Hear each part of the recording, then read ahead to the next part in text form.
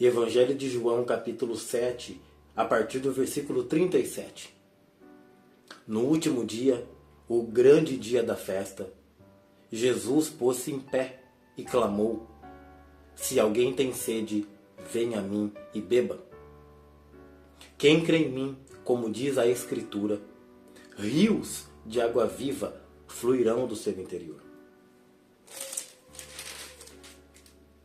Isso ele disse com respeito ao Espírito Santo, que haveriam de receber os que nele crescem, porque o Espírito Santo não tinha sido dado até aquele momento, pois Jesus ainda não fora glorificado.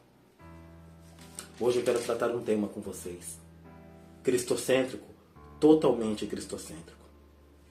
Durante muito tempo eu tive uma dúvida. Como Jesus poderia cumprir a lei? A Bíblia mostra algumas pessoas, alguns sacerdotes, alguns levitas, que eles não poderiam ter algum tipo de comportamento. Por exemplo, eles não poderiam tocar em pessoas que estavam impuras, porque senão eles ficavam impuros também.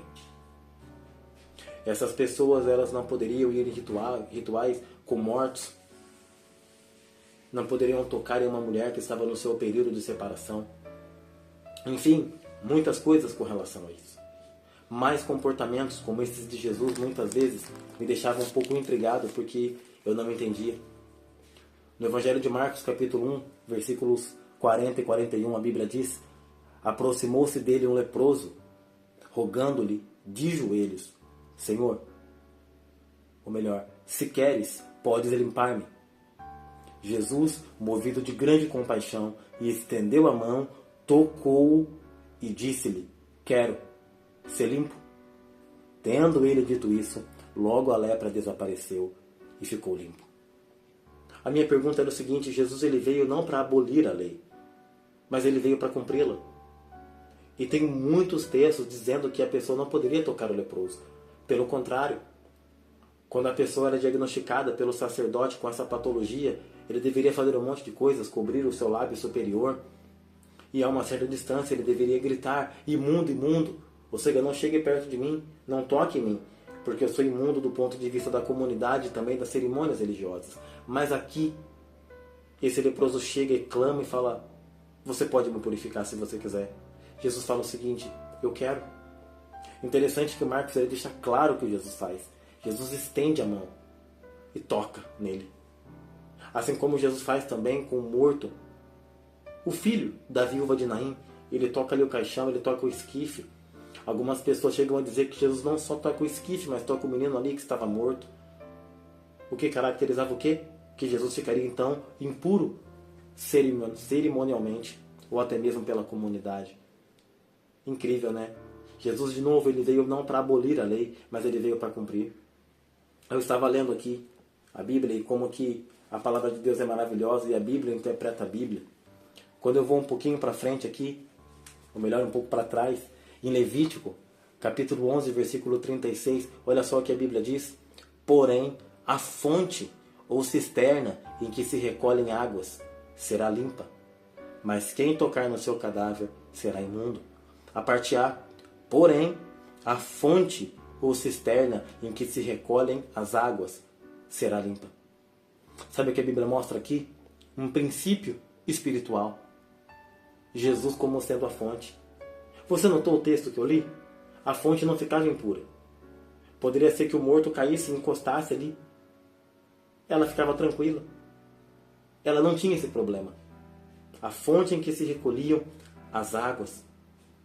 Muito pelo contrário, os judeus iam lá, pegavam dessa água, então colocavam sobre objetos no ritual de purificação. Eu acho maravilhoso isso. Jesus ele vem como essa fonte, o cumprimento dessa palavra.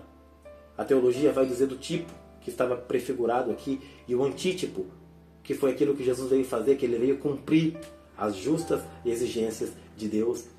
Então não só ele não era contaminado, mas como ele tinha o poder de purificação por ser ele a fonte. Eu achei isso maravilhoso. Ele se levanta, ele se posiciona no meio da festa das águas, no último dia, onde eles ofereceriam ali as ofertas de libação. Ele se posiciona, imagino que ele olha para todo mundo assim e fala o seguinte: Quem tem sede aí no meio de vocês? Tem alguém com sede? Venha a mim e beba. Tem sede? Aproxime-se. Espera aí. Como assim? Beber de quem? Da fonte. Dele mesmo. Ele fala, aquele que crê em mim, como diz a Escritura. O que a Escritura prefigura aqui? Ele sendo o provedor. Ele sendo o manancial de águas. Quem crê em mim, como diz a Escritura, do seu interior fluirão rios de água viva. O que ele falava? Do Espírito Santo. Eu percebo então que tem um comissionamento às pessoas que creem que Jesus é o enviado, que Jesus é o Filho de Deus, que Jesus é o Verbo. Então nós podemos absorver essa vida que ele nos fala. Não porque nós mesmos somos bons, ou temos algo inerentemente divinos, não. Mas agora Deus enviou aos nossos corações o Espírito Santo. Para quê? Para que a gente faça como Jesus. Além de não se contaminar com as coisas que acontecem ao nosso redor. Entenda, a lepra aqui é muito mais abrangente. Quando eu era mais novo, eu imaginava que lepra era uma patologia que nós conhecemos hoje como hanseníase. Mas não. Existem outras patologias que são catalogadas aqui na Bíblia, que não é necessariamente essa específica, mas sim algumas afecções, alguns problemas que as pessoas poderiam ter na pele, que poderiam ser problemáticas para o ritual e também para a comunidade, dado o seu contágio. Então era muito mais abrangente. Interessante é que assim também é o pecado. Não tem um tipo só de pecado, mas ele atrapalha. O pecado, as más conversações, corrompem os bons costumes. Mas Jesus ele vem para ser essa fonte e nos enviar o Espírito Santo. Na primeira carta de Paulo aos Coríntios, primeira carta de João, melhor, capítulo 4, versículo 17, a Bíblia diz assim, assim como Jesus Cristo é, nós somos também nesse mundo. Quem Jesus Cristo é de acordo com o contexto da primeira carta de João? O verbo vivo, aquele que se materializou, o Deus homem. A palavra da vida, aquele que foi tocado, aquele que foi visto, aquele que caminhou entre nós. Mas ele também é a fonte do amor. Ele fala que nós somos como ele é. Ou seja, nós podemos amar, nós podemos viver como Jesus viveu e ficar longe da contaminação do mundo. O interessante é que lá em Apocalipse, quando vai fechar as cortinas, quando está terminando já a revelação neotestamentária, João ele fala algo bem interessante. O Espírito Santo e a noiva dizem, vem. Quem ouve, diga, vem. Quem tem sede, venha. E quem quiser, receba de graça da água da vida. Olha que interessante, nós temos que pagar para viver a vida de Deus. Nós não temos que pagar algum pedágio. Ele fala, tem sede? Vinde às águas. Assim como as escrituras lá atrás falavam, ó vós que tem sede, vinde às águas. Ó vocês que querem, comprai sem dinheiro. Como compra sem dinheiro? De graça. Ou até posso dizer, pela graça de Deus, que nós somos salvos e podemos resplandecer toda a vida do Senhor Jesus para um tempo como esse. Então esse é o convite para nós. Para sermos o quê?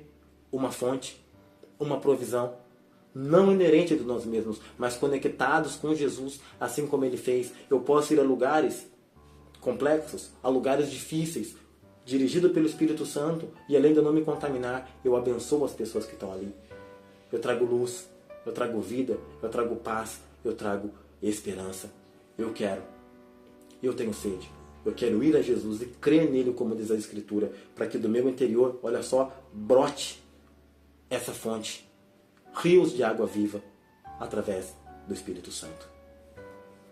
No último dia, o grande dia da festa, Jesus pôs-se em pé e clamou, se alguém tem sede, venha a mim e beba. Quem crê em mim, como diz a Escritura, rios de água viva fluirão do seu interior.